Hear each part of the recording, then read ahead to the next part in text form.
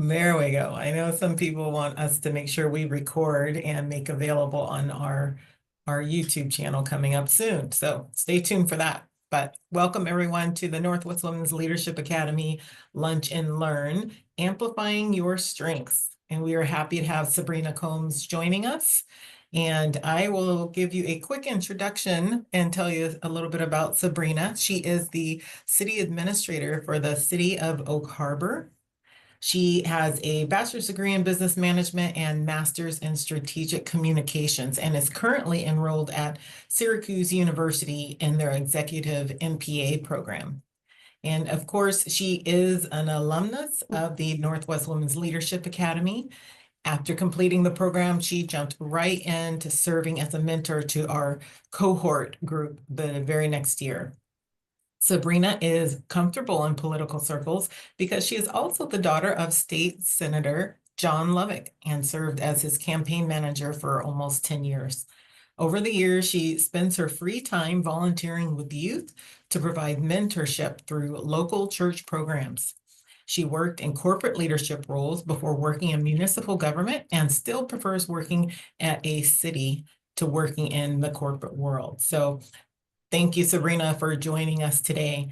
And for those of you in attendance, I'll just let you know, Sabrina will be giving her presentation for about 45 minutes, and we'll leave the last 15 minutes open for live Q&A. We do have the chat and Q&A options open and available during the session. So if you have questions that you just want to throw out there, go ahead and put them in the Q&A and then we'll address them at the end. And then also feel free to chat and make comments as you go throughout the presentation. And we will give some additional information at the end. But for now, Sabrina, thank you very much. Sure thing. Thank you. So this is Amplifying Your Strengths. So as discussed in my bio overview, this is me. I'm Sabrina Combs. I'm currently the city administrator at the city of Oak Harbor. I did enjoy several years of working in corporate before I started working in municipal government.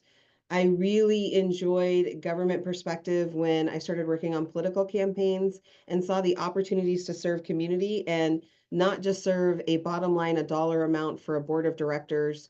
I also like the opportunity to help communities instead of just coming up with ways to charge customers more. That's how I felt when I was leaving that environment. And then I really appreciate being a part of the Northwest Women's Leadership Academy and all of the things that that brought to my life and taught me.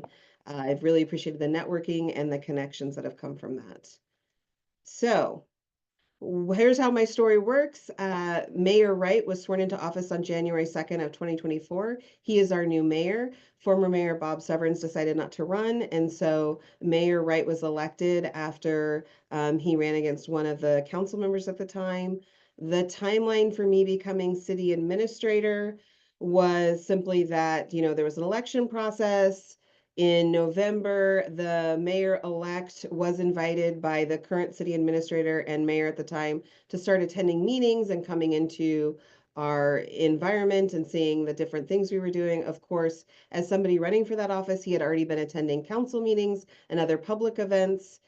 He was sworn into office in January, and then in February, with the departure of the city administrator, he decided to make some changes in the role of city administrator and asked me to serve.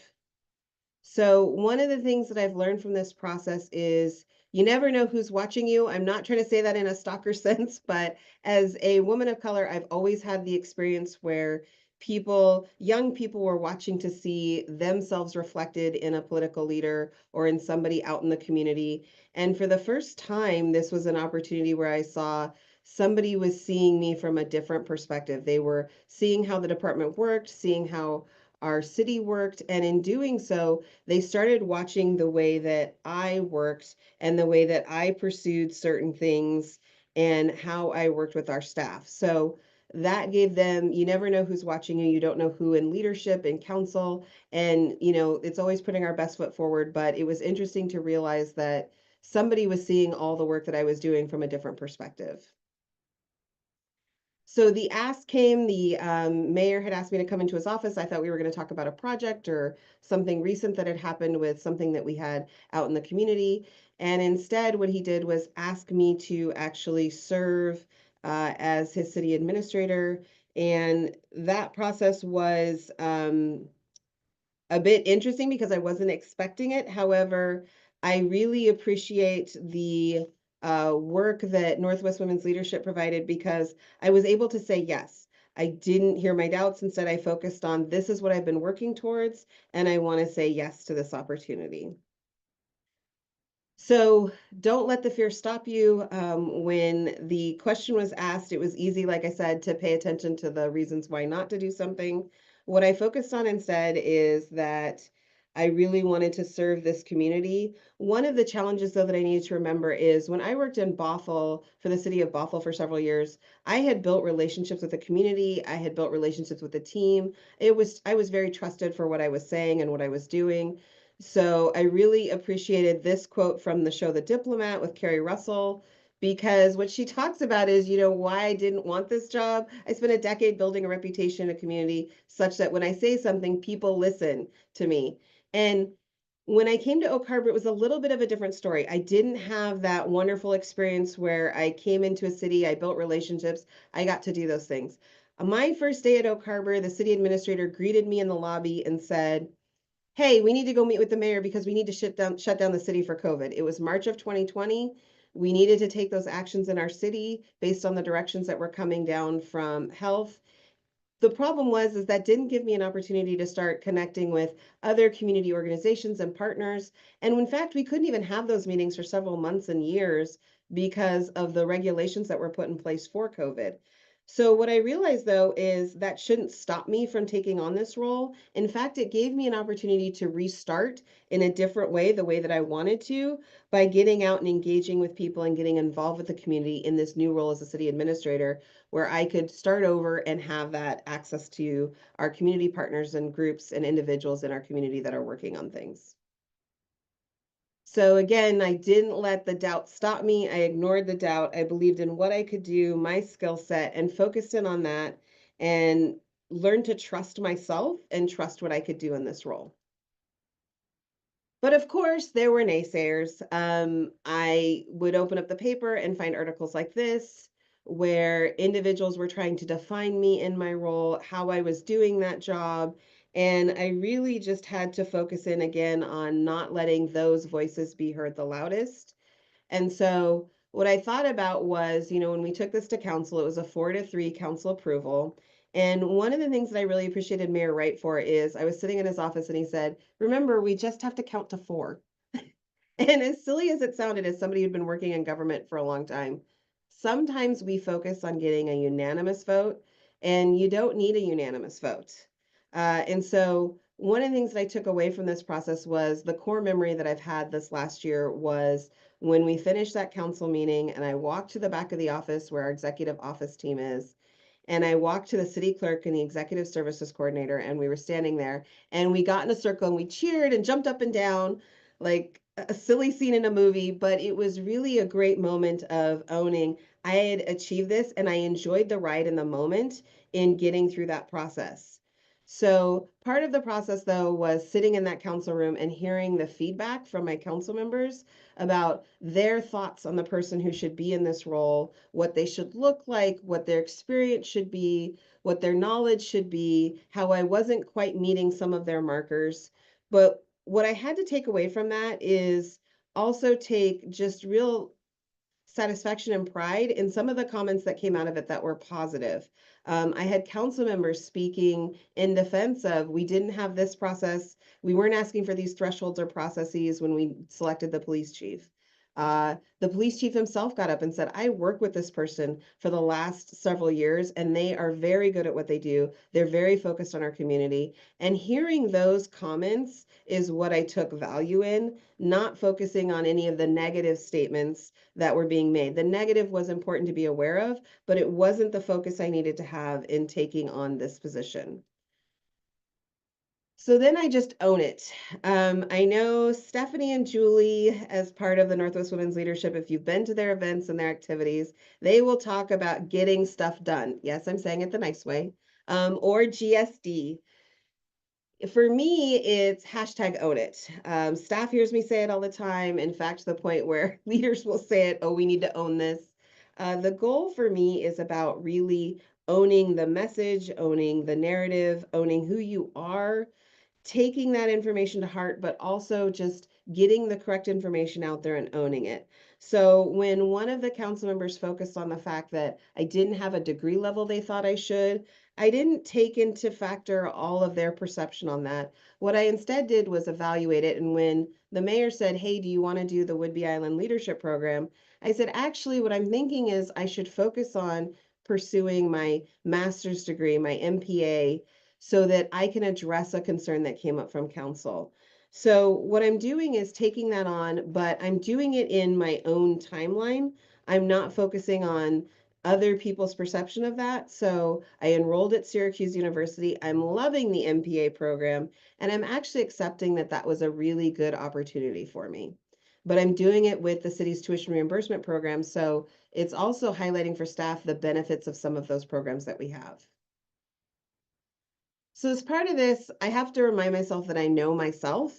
One of my favorite quotes that I rely on a lot in life, I saw this years ago in, of course, a Lifetime movie. Yes, I am that cheesy girl sometimes. The Lifetime movie really talked about an individual that was going through personal trauma and struggles, and her husband had left, and all of these things were going on in her family, and she was finally making choices for herself.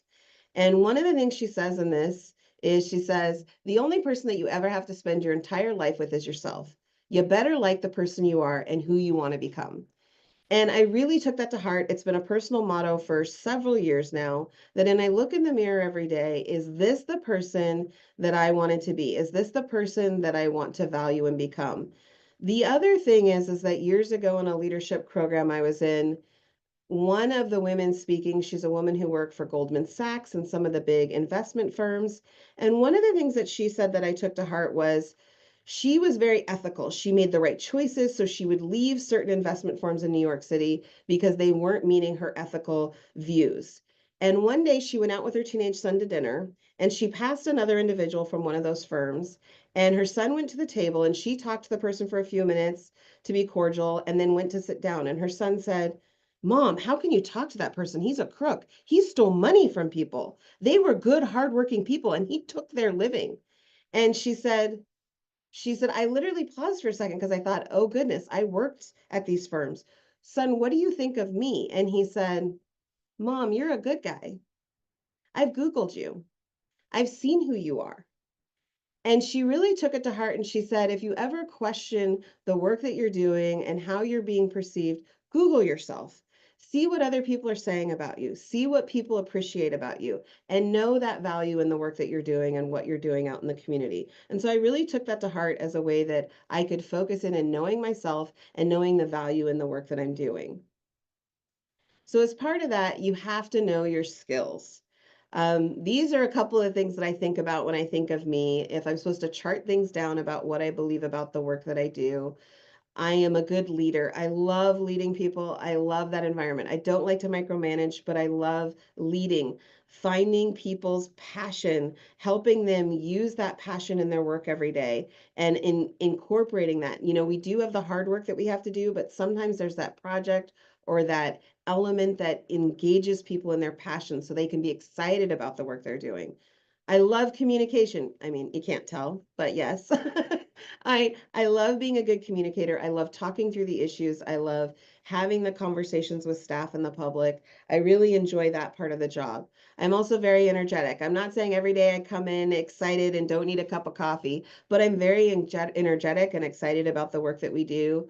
But I'm also vulnerable. I can get my feelings hurt too. I can have to put myself out there. I'm doing this presentation and I love it, but I had a moment a few minutes ago before this started where I was like, breathe, just do the presentation, it's going to be fine. We all have those moments. I also love to collaborate. I love getting with other organizations, getting with staff, really talking about how we can work together to address things. And I'm a real big problem solver. If there's a problem in the room, it's a big hairy beast, it's a gigantic dinosaur or alligator, I like to break that thing off in pieces and start talking about how we work together to address it. I don't want to ignore the problem or pretend that it doesn't exist. Let's talk about it and find some solutions forward.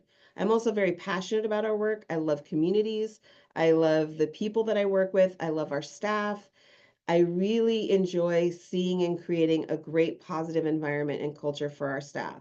And then I'm a cheerleader. Years ago, when an employee at Bothell said to me, Sabrina, you're a cheerleader for our department, I was really offended. I don't know why. I just thought somehow that had a negative connotation to it. What I ended up realizing by asking was, I said, what do you mean when you say that I'm a cheerleader? And he said, well, you fight for the team, you fight for what we want to do, you fight for the community, you go after things full hearted, and you cheer us on from the background. And I realized that it was a very positive thing. So now I am a cheerleader. I love being a cheerleader. I love cheering on the team. I love talking about our successes and really sharing the things that we're doing well and highlighting our staff when they do really good things in our community and make us look great.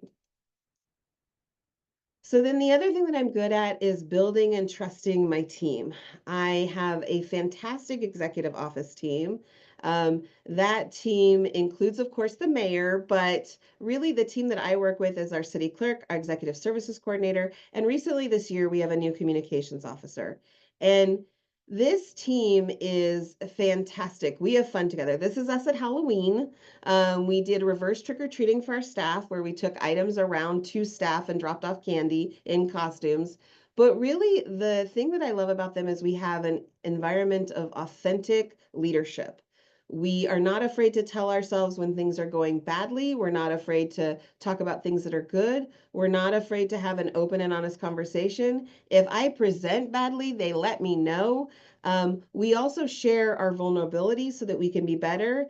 Julie, our city clerk, who's on the end with the pink glasses, and the she you can't see the badging on there. She's got the black tank on.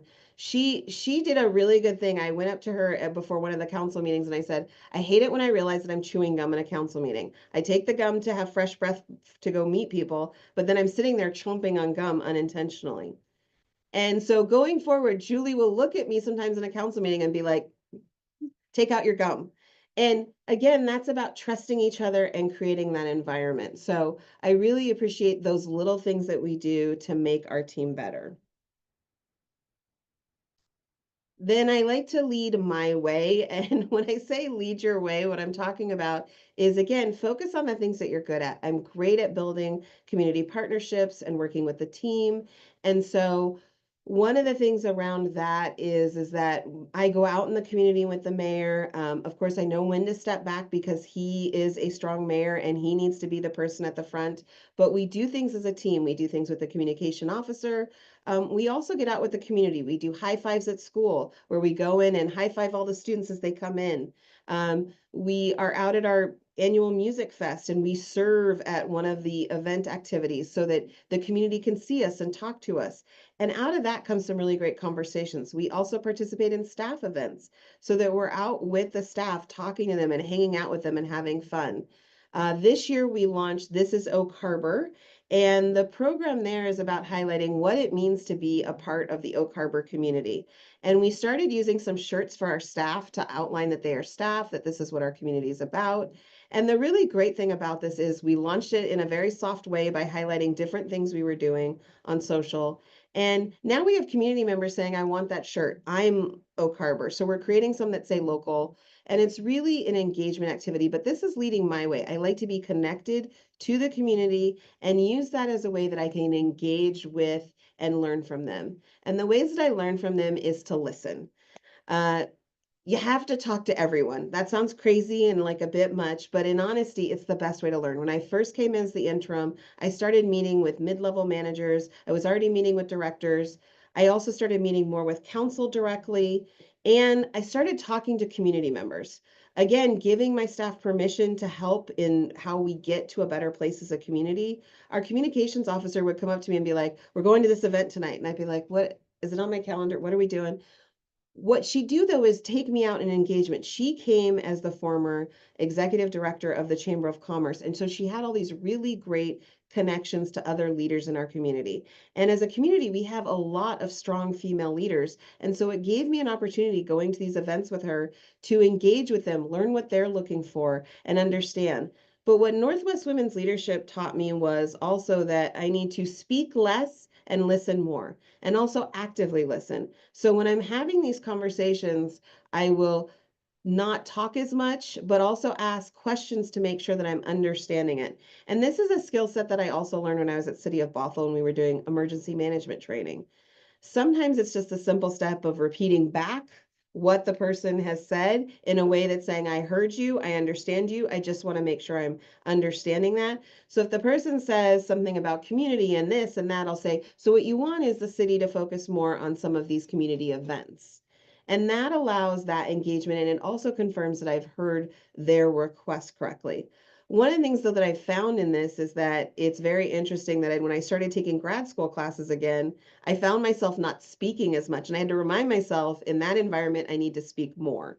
So it is a balance sometimes, but listening has allowed me to learn so much about our staff and our community and what people want to have happen here.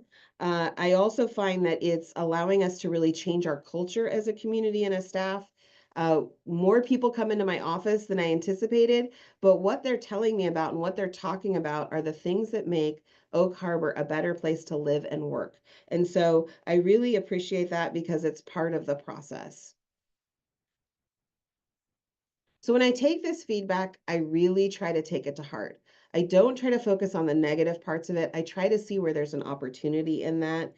Sometimes that can be difficult because it's a lot of words coming at you. But as a communicator, I know that that strength is hearing the words that are said, hearing, kind of taking the emotion out of it, but focusing on what it is that person is asking for and then instilling it. So that can come from the community, but it can also come from the staff that I work with. One of the things that my staff recently talked about was how I could present myself better.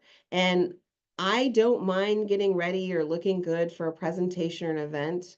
But what my staff did was really give me some positive feedback that I worked on. So this takes me into hair and makeup. This is not a strength that I have. I'm okay at it, but amplifying your strengths means for me sometimes understanding where you have a skill set, but you need to improve it. I've never been the girl who likes getting dressed up. I would prefer to come to work in jeans and a t-shirt and a sweatshirt with a pair of comfortable shoes. And our mayor is like that too, so that's great. But the reality is in this role, I really need to dress it up a notch. And again, I'm going to go back to the diplomat. There's a really great scene where she says, because she also, in her character, Carrie Russell's character, Kate Weiler, doesn't like dressing up either. She likes to just get in there and get the job done. But what I love in this scene is she realizes that you know who you can't fire? Cinderella. If you present a good image, that's what people will focus on. That's what's on the covers. That's the image that people see. And so sometimes you need to work on that. So one of my other things in my strengths is really allowing people to use their skill sets on our team. And so when I had an employee who came in, she's our communications officer, and her job is literally to help us present ourselves better to the public. I shouldn't argue against that. I should trust her expertise and let her put that into play. So she and I had a great conversation about how I could improve those areas. So dressing for success. So what I have is I just amplified that area of my life and made it better by creating a set of curated looks that I use for different events. And Maggie helped me with this. Maggie's thing was you need more florals. I'm going to be honest, I do not want to wear floral jackets, but they do look really good on me and it does highlight well. So what I did was really work towards improving that. So as you can see here, I have some council outfits that are typically like today, a blouse, some dress pants, a nice pair of shoes. I usually wear jewelry. I wear simple jewelry. I don't like a lot of extra stuff, but it is important to accessorize. I also wear makeup and I've worked to identify makeup tones that work. I get my hair and nails done. I make sure that I present well. If I'm meeting with staff, though, I know that I've heard comments that sometimes when certain leaders would meet with us, we didn't feel like they were part of the team because they came in dressed a certain way. So I've made sure to adjust for that request and need so that we're part of a team together. Then the dress code for lobbying and sitting in the office on a Friday with just my comfy casual are also different. You never know what meetings could come up. So I try to make sure that I have those ready and available in my wardrobe so that I'm prepared for that. And then my secret closet, yeah, it's just a drawer in my desk, but it has items that help me in the event that I need to get prepared for something or have those items. So I always have blazers in my office that are hung up and ready to go. I have blouses. You never know when you're going to spill. I make sure to have some basic makeup items, of course, a mint or gum. In our office, it's very cold, so I always have a sweater or sweatshirt, something that I can put on to stay warm but still look professional. And then in addition, I believe in having like a light scent or a deodorant. I also have my mirror so I can check my look. But all of these are things that I have. And then the t-shirts are branded t-shirts for our different departments so that when I'm going out to a lunch with them, I'm part of the team. I'm joining in those conversations. You are much more approachable to your staff when they feel like you're part of the group that's there having a hangout session or discussing things together. So those are some ways that I work through addressing that.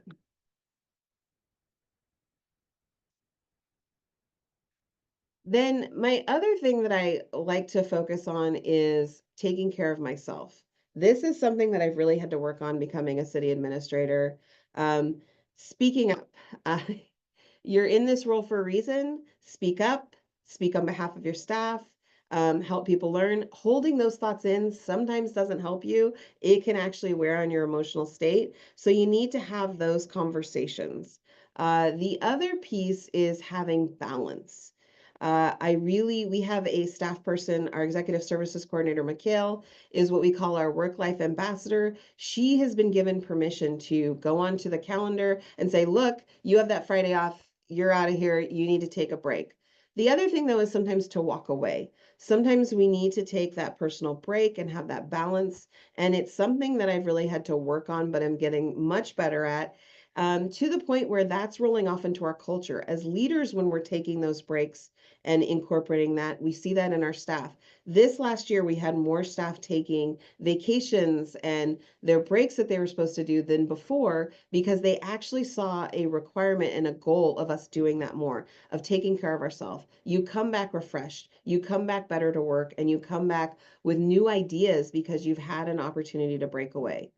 The other piece of balance too is sometimes I say, I'm not going on social media at all. I'm not going to do this. I'm going to take the afternoon. I sometimes get up and walk away because I don't have any meetings that afternoon. And I just take time for myself. Or if there's an urgent issue that's brought to my attention, I'll say, hey, it's 7 o'clock at night that you're sending this to me. I am going to review this and digest it. I'd like to meet with you tomorrow morning and have a conversation about it in detail. It's to give all of us a chance to digest. I think sometimes part of the struggle is that we respond too quickly to a piece of information instead of giving it a moment to settle and digest for us. Then the next piece is I always try to focus on gratitude and appreciation. Congratulate your staff, like I said, share that they're doing a good job, but also for yourself. I really try to say, good job. That was a good meeting. We can do better. This is the thing that I love. Really focusing in on taking in those positive moments and enjoying them. It's very hard to do, but it's super important for what you need to do for your own self-care. And one of the things I appreciate about a new mayor is that he's big on self-care. So recently I'll do a nail appointment or a hair appointment. And as silly as it sounds, that break in your day during your lunch hour or whatever you choose to do will refresh you. Also going for walks. All of those things give you a breakaway. One of the things I've even started doing is offering to meet with staff on a walk because being outdoors refreshes your spirit and your energy and gives you a chance to really have a break and come back better to work. So the other thing is being encouraged. This is the cover of my notebook that I use for work. I've even bought these for my staff. The goal is to inspire us. We all have to be inspired in our work. It's very hard in working in communities sometimes because we do get hit with a lot of negative. And this is really helpful to me because it talks about you were created to do good work, work that empowers and inspires, liberates and transforms, restores and softens. Yes, work can be hard as it was meant to be. The verb itself calls us into action, rejecting passivity and demanding sustained effort. It provokes, agitates, and disturbs. But this work, the call for justice, is good work. It defends the oppressed and frees the captive. It tears down walls and destroys barriers. It changes things. So when you're feeling weary or hopeless or spent, remind yourself that the darkness is being flooded by marvelous light. Yes, this work, and it is good. So what I try to remind myself is whether it's reels, our department, our office team will sometimes send each other funny reels for the day. I'll sometimes do Snoop Dogg's motivation for the day from Doggy Land, which is really cute and fun. It's meant for kids, but it works for me too. Whatever inspiration that I need in order to help me be inspired, go out and do this day, perform the work that's in front of me. That's what I use. And what I love about this being on the cover of my notebook is in the middle of a meeting where you might feel that emotional strain, I immediately convert it. And that is one of my giftings, is to see the positive and look at this and say, this is the good work. This is the work that needs to be done. This is going to make our community better. And although I may not see the results of it in 20, 30, 40 years, this is the groundbreaking of what is going to make for a better community. And then finally, I would say that my last story for you is these are some of the words that I think about when I think about my deficits. It's the things that I've heard in the community, that I've heard from other people. They're the words that are very easy to become a barrier to the work that I do.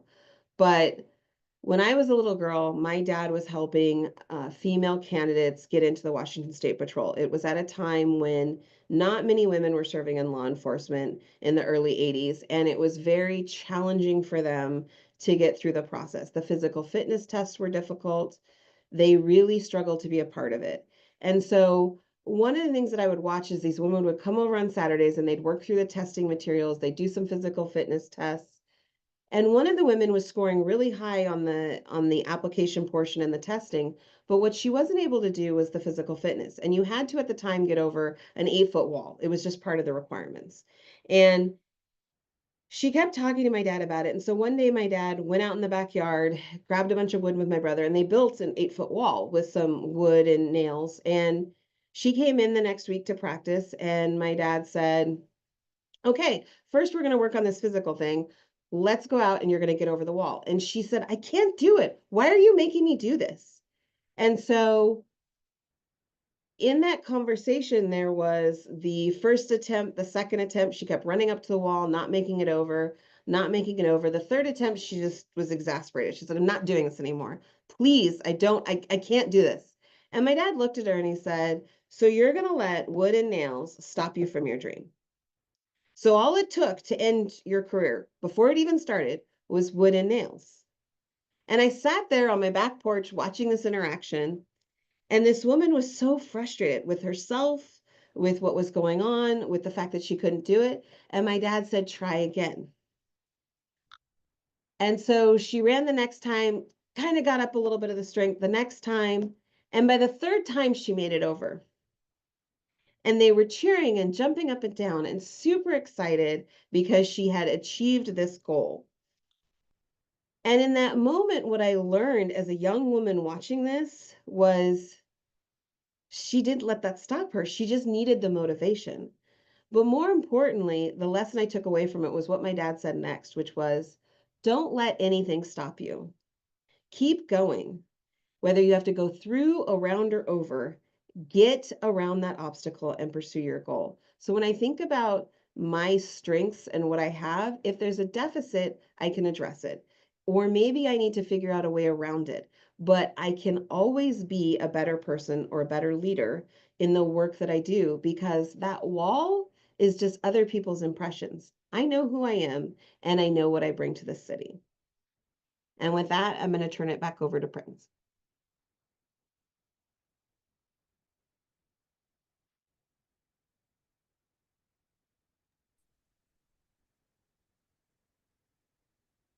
Okay, if I can get my clicker to work. Thank you so much, Sabrina. What great information that you've provided with us. We certainly appreciate it.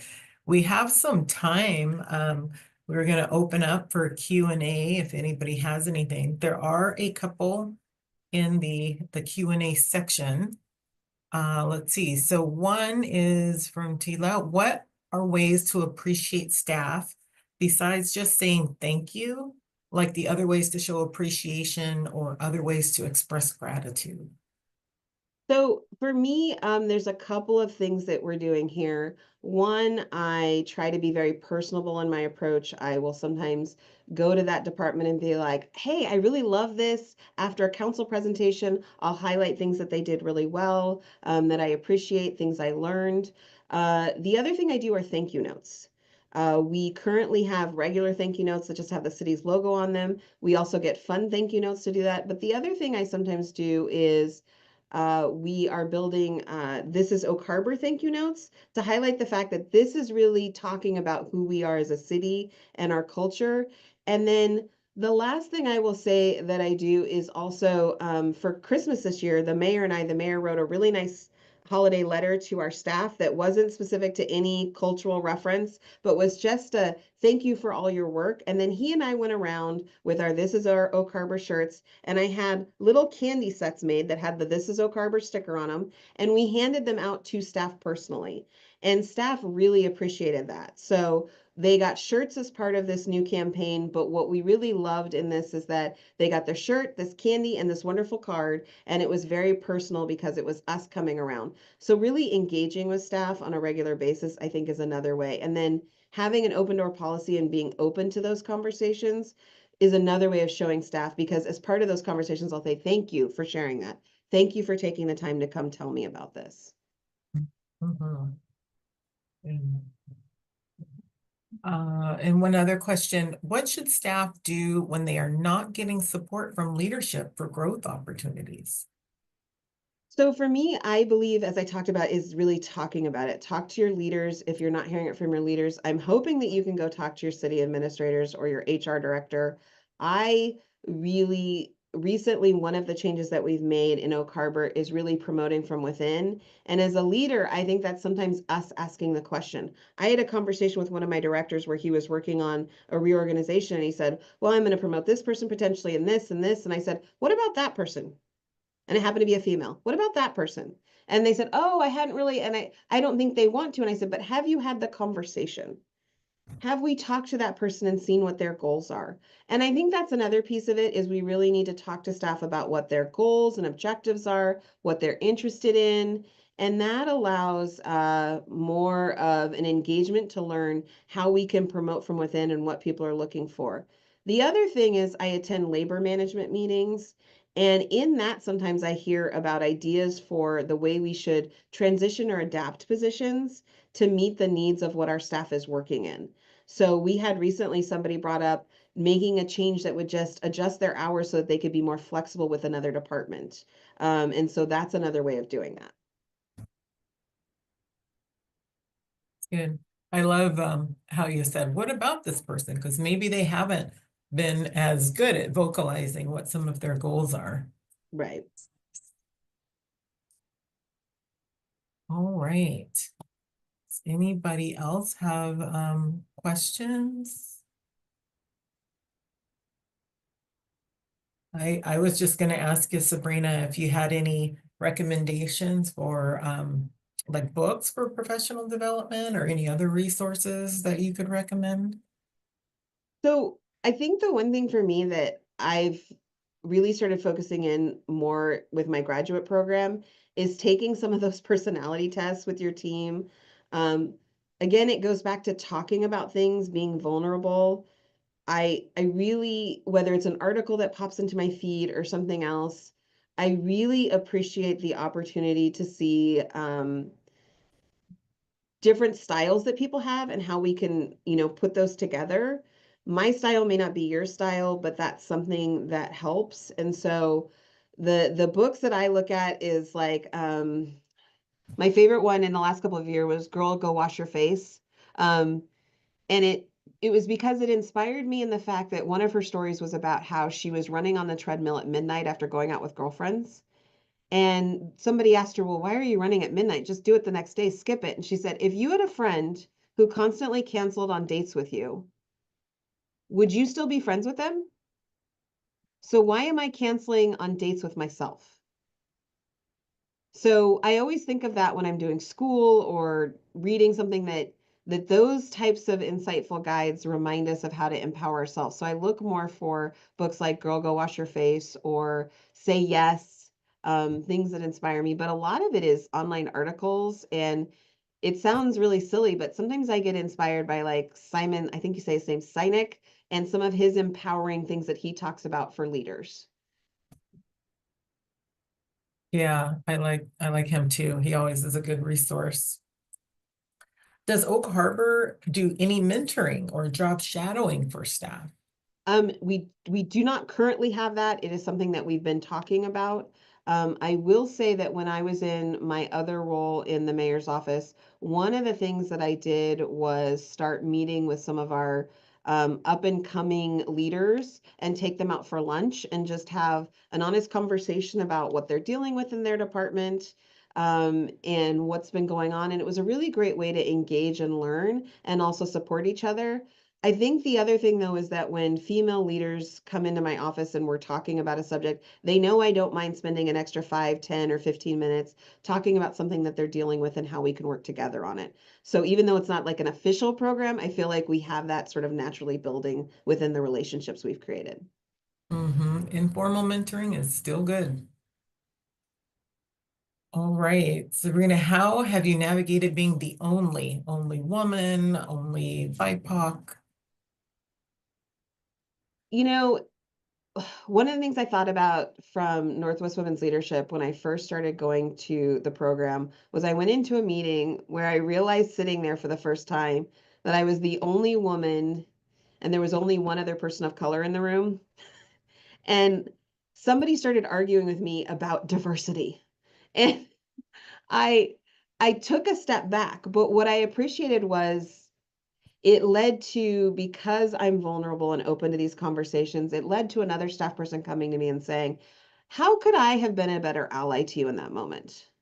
What should I have said? And we sat for a good couple minutes just dissecting what we both should have done better, how we could have addressed the situation differently. For me, I think growing up as the only Black girl in an all white school, it's something that I'm used to. So sometimes I have to take a moment to recognize. And one of the things that I talk about with staff when we have these issues is you have to remember that sometimes people don't report stuff or talk about stuff because when you are first hit with a racially motivated comment or something like that, you have to process it. Your initial reaction is not to say that person was targeting me. It's to say, wait, what did they just say? Was that focused on me and my person? And so you need to give staff time to process it. I recently had somebody who submitted a complaint to me. And one of the things I said to them is I said, how do you feel about this? And what do you want to write down what's going on? Do you want to take time and process it? And they said, yes, I do. Because I'm not like, I'm trying to figure out what happened here. So I documented the request, I documented the complaint, but I also gave them time to process how they were feeling. Because I think sometimes that is the challenge in these situations is that you are the only person in the room, so you also don't, in a way, trust that you saw or heard what the interaction was. And you always have to go back to that. So that's again where I think having our team be so proactive in this, we have those very honest conversations. We had an interaction where an individual high-fived two of us and hugged the other person for an extended period of time. And they were like, that was awkward, right? And I was like, yeah, that was awkward. That was, and so I think sometimes we just also have to trust and be open and honest with each other and be willing to ask the questions and also answer those questions when they're difficult. I love that you're so open with your team and they know they can feel comfortable in coming and talking to you and you can give them feedback in real time. There's value in that.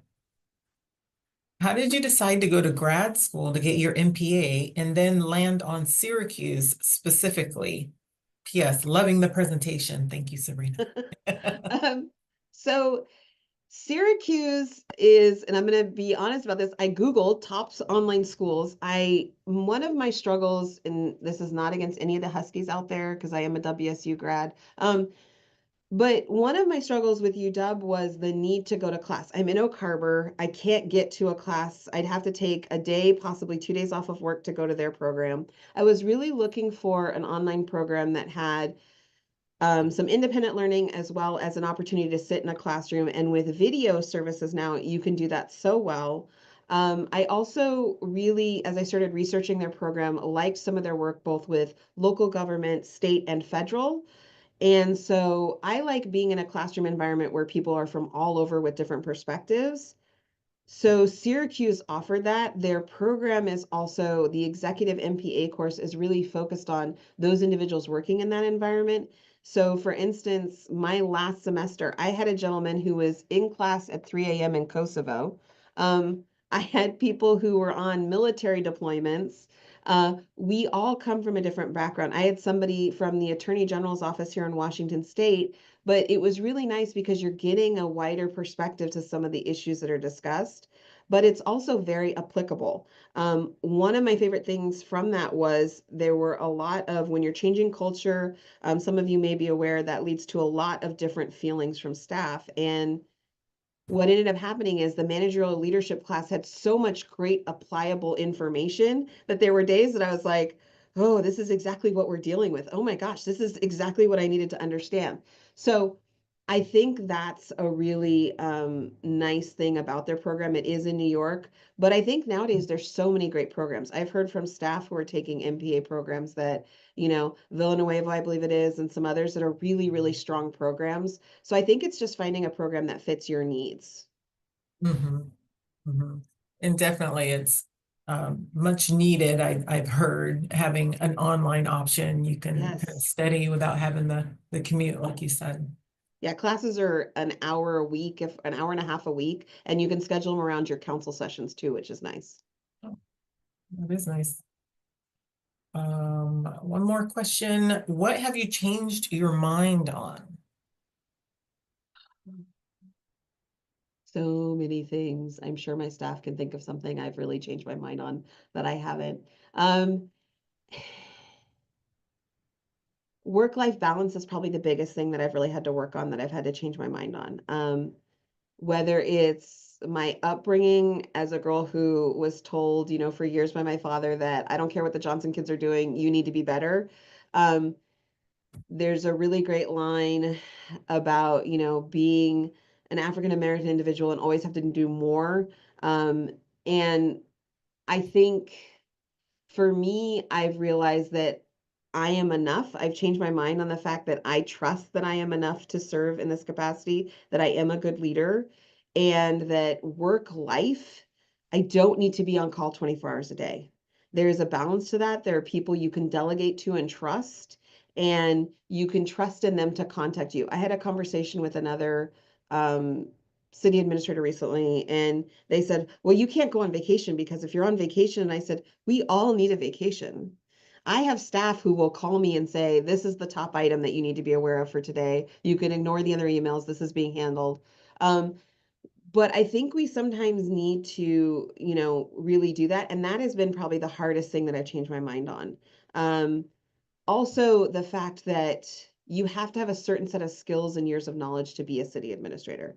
Being a city administrator is about, I like to call it putting out fires every day. Um, the things you least think would come into your office come into your office, and you don't have to. What I used to think is that you have to make a decision right now. No, you have the time to be informed, take the time, research it, and get to a better place. So that's something else that I've really become more focused on. Mm. Mm. Great. Are there any other last minute questions that might wrap it up? Okay, well, I wrote down a couple notes. I really appreciate it, Sabrina, where you said, know yourself, know your skills, and believe in yourself. Of course, that's a starting point, but then you also added accept who you are, and it's okay to be vulnerable, or those other aspects of your personality that sometimes as women, we try to stifle or hide or not, amplify, but it's okay to let that show. So I appreciate it. And thank you so much for all that you've done here today. And it looks like we've got some really good feedback. As far as feedback, right after the session, there will be a survey. If you could please complete that, that helps us think about other programming for our lunch and learns.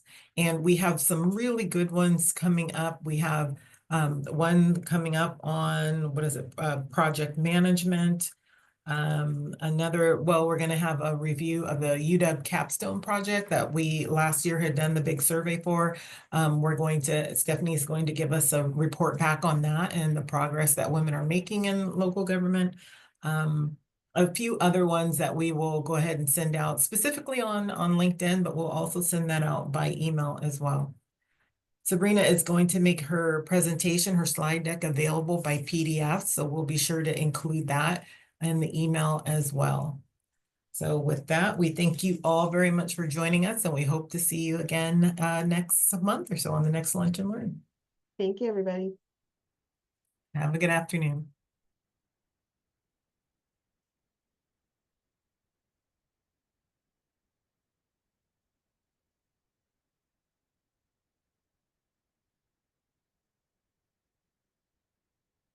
Are you stopping the recording? Stop.